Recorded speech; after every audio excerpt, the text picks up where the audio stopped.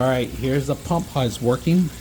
Now we do have two of them right now because that was my old one right now, but this one, there was an issue with it. I'm going to talk a little bit more about it, how to fix it, how to go around it. But look at this, the actual pump is pumping the water in here.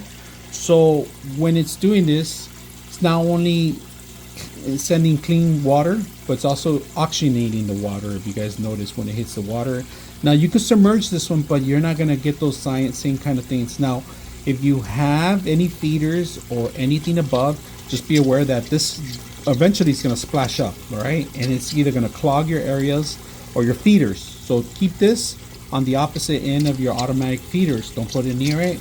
I had an incident where it clogged up one of my feeders because if you can see, there's no water now, but the moisture will pick up and become some sort of moisturized for your actual, and it'll clog anything pretty much. So just be aware that keep this away from any dry area that you want to make sure.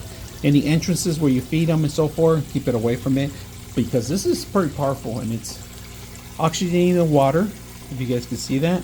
And we have the actual water pump here. I'm going to show you the whole entire thing, of course. Filter system we got. Now this one, from my old one, does have a UV light, all right? So it's going to kill some sort of bacteria, some sort of debris, and you know, certain germs and certain things. So it has a LED light here for the UV light button. Turn it off and on. All right, this is the water intake, and this is going out to the filter, right? Up and you set up your layers of different filters in here. Very important, you got to lock it in, all right? Don't unlock this, make sure it's locked in order to make sure you're getting the proper water inflow. These cannot be bent, all right? Any bends on the actual filter is going to prevent him from actually getting the best results. Once you get this going, don't turn it on yet, pump it up. This is an actual pump, all right? You pump up a couple of times, get some water in here.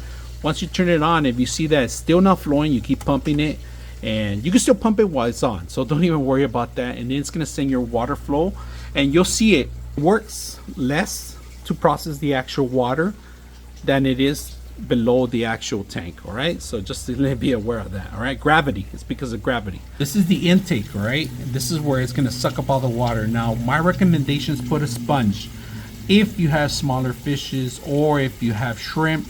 Unfortunately, shrimp go into the actual filter, and you're gonna have to, the only way is that once a year process I take them out and give them some more new life. But I would recommend you sponges maybe at the end, because the actual filter that comes with it, it's not very strong and it gets clogged. So sponges, you could just take them off, wash them, put them back on, and reuse them over and over, right?